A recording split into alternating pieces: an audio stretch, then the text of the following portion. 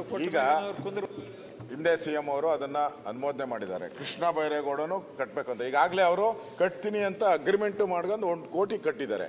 ಮುನ್ರತ್ನ ಏನು ಹೇಳ್ತಾ ಇದ್ದಾನೆ, 1 ಕೋಟಿ ಕಟ್ಟಿದ್ದಾರೆ, ಇನ್ನು ಉಳಿದದ್ದ 119 ಕೋಟಿ ಕಟ್ಲಿ, ಉಪಮುಖ್ಯಮಂತ್ರಿಗಳು ಒಂದ್ ಸ್ವಲ್ಪ ಧಮ್ಕಿ ಹಾಕ್ಲಿ ಅಂತ ಅಷ್ಟೇ ಹೇಳಿದ್ವು, ಬೇರೆ ಏನು ಹೇಳಿಲ್ಲ. ನಾನ್ ನಂಬಿಕೆ ಇಲ್ಲ.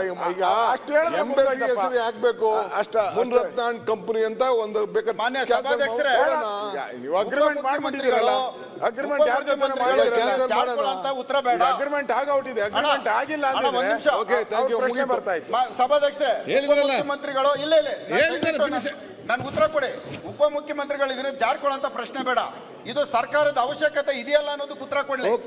ಇದು ಮುನಿರತ್ನ ಎಂಬೆಸಿ ಅಲ್ಲ, ಇದು ಸಾರ್ವಜನಿಕರಿಗೆ ಅವಶ್ಯಕತೆ ಇದೆ ಇಲ್ಲ ಗೊತ್ತಿದೆ ಸಾಕು.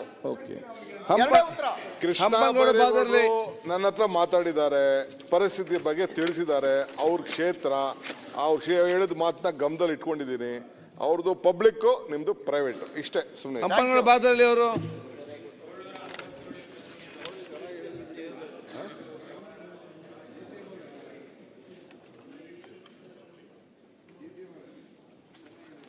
ಆಯ್ತು.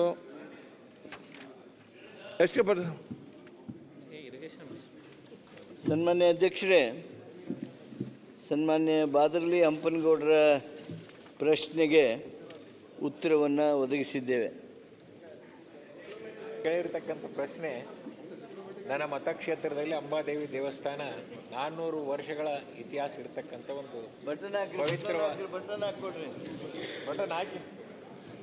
ಪವಿತ್ರವಾದ ಸ್ಥಳ. ಸುಮಾರು ಕರ್ನಾಟಕ, ಆಂಧ್ರ ಪ್ರದೇಶ, ತೆಲಂಗಾಣ ಮತ್ತು 3-4 ರಾಜ್ಯಗಳ ಭಕ್ತರ ದೇವಸ್ಥಾನಕ್ಕೆ ಪ್ರತಿ ವರ್ಷ ಫೆಬ್ರವರಿ ತಿಂಗಳಲ್ಲಿ ಭಾಳ ದೊಡ್ಡ ಪ್ರಮಾಣದಲ್ಲಿ 7-8 ಲಕ್ಷ ಜನ ಸೇರ್ತಾರೆ. ಅಲ್ಲಿ ಮೂಲಭೂತ ಸೌಕರ್ಯಗಳ ಕೊರತೆಯೂ ಕೂಡ ಇದೆ. ಅದರ ಜೊತೆಗೆ ಇಲ್ಲಿ ಪ್ರತಿ ಅಮಾವಾಸ್ಯೆಗೆ 20-25 ಸಾವಿರ ಜನನೂ ಸೇರ್ತಾರೆ.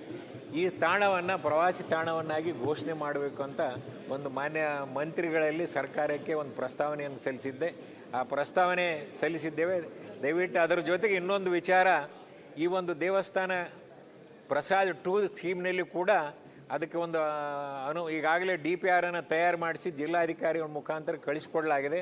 ಅದರ ಬಗ್ಗೆ ಕೂಡ ಸ್ಪಷ್ಟ ಒಂದು ಉತ್ತರವನ್ನು ಅವರಿಂದ ನಾನು ಬಯಸ್ತಾ ಇದ್ದೇನೆ.